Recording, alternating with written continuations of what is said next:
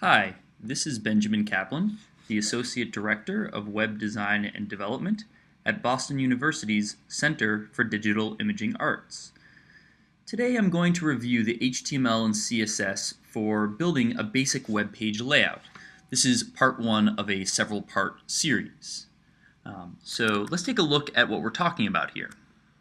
So here we have a very basic website wireframe. Now, as you can see, this consists of a header region, a navigation region, a content region, and also a footer region. This basic layout comprises most websites you'll ever encounter. Of course, some websites may have the navigation in a slightly different location, but more or less this is the basic website layout. So let's jump over to Dreamweaver and get started.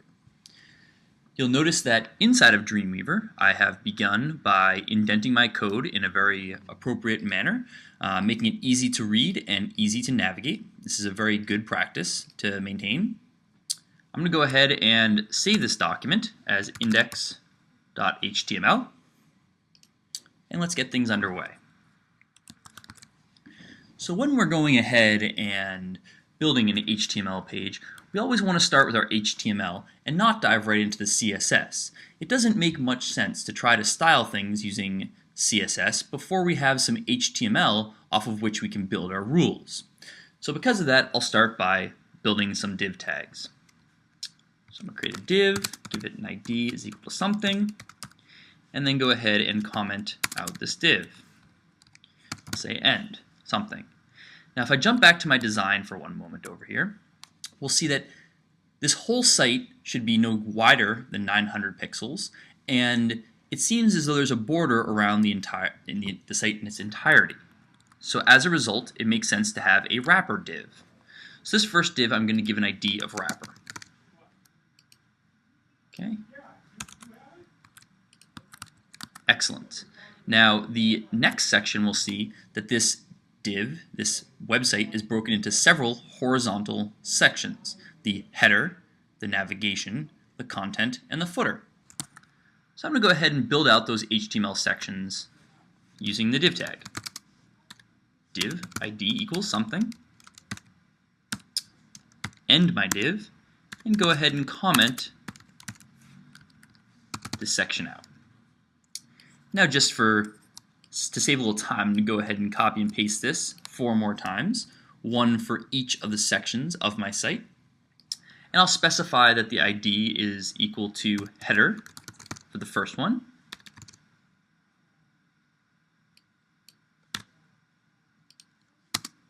and close header. Div ID is equal to nav, and end nav. Div ID is equal to content, and end content, and div ID is equal to footer, and end footer. Perfect. So now I have my 4 regions defined within my HTML, and now we want to go ahead and style these regions using CSS. Now we know that usually we'll want to go ahead and create an external style sheet for an entire website. For the ease of this demonstration though, I'm going to go ahead and write internal styles by creating a style tag inside the head of my document. And close my style tag. We know the style tag has to have one attribute, and that attribute is type.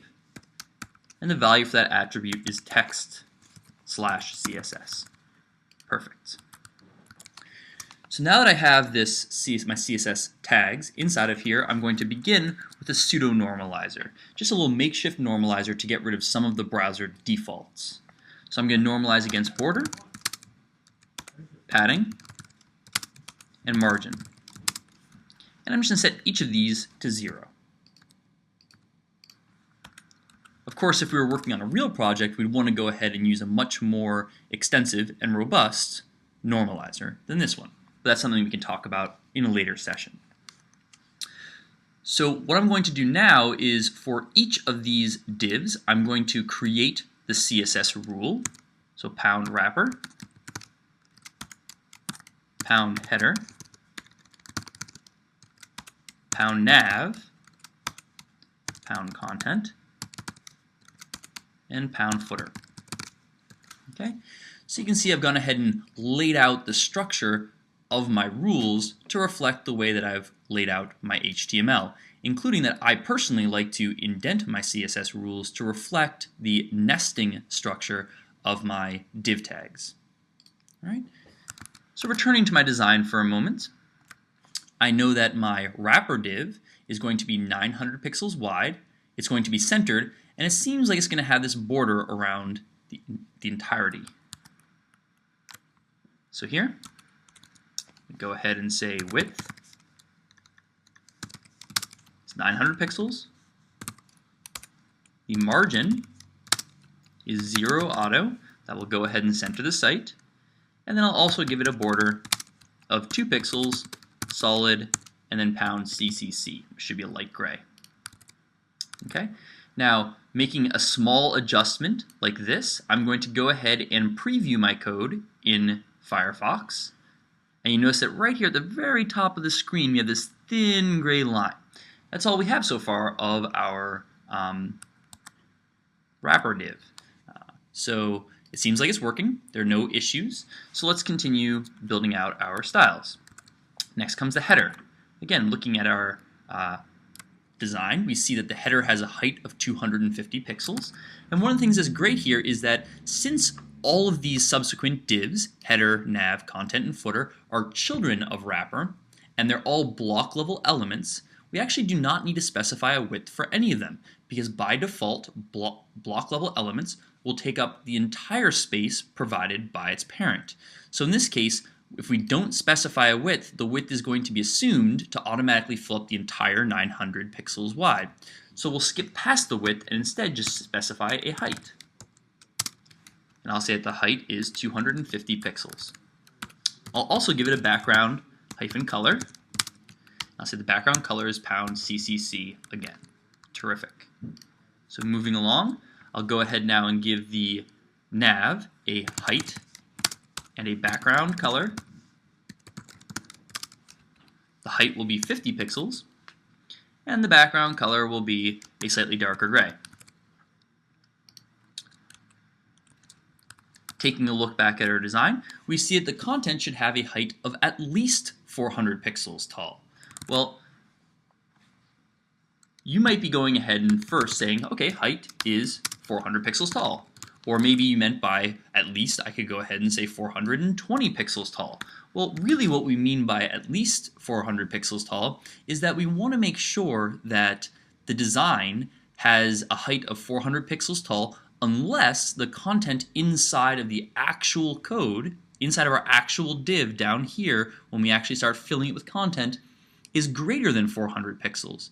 So once it hits the 401st pixel, we want the content div to grow to account for that additional space of its children. So instead of saying height, we can actually say min-height, and that will allow this design to grow beyond 400 pixels should the content within it need additional space. We'll go ahead and specify the height and background color of the footer. And let's reference the design again for a moment. We notice that this is 75 pixels tall. So come back to Dreamweaver. 75 pixels tall. And a background color, just so we can see it, of $CCC, a light gray. So now what we're going to do is we're going to go over to Preview in Firefox. And we notice that there's our design. We have our header section, our navigation section, our content section, and our footer section. We have a nice little border that runs around the entire site, and our site is centered on the page. Just like our design, right? See a similarity there. Terrific. So that's what we're going to cover for this tutorial. Again, my name is Benjamin Kaplan. I'm the Associate Director of Web Design and Development at Boston University's Center for Digital Imaging Arts, and this is just one of the many topics that we cover inside of our curriculum. If you're interested in learning more, please visit us at www.cdiabu.com.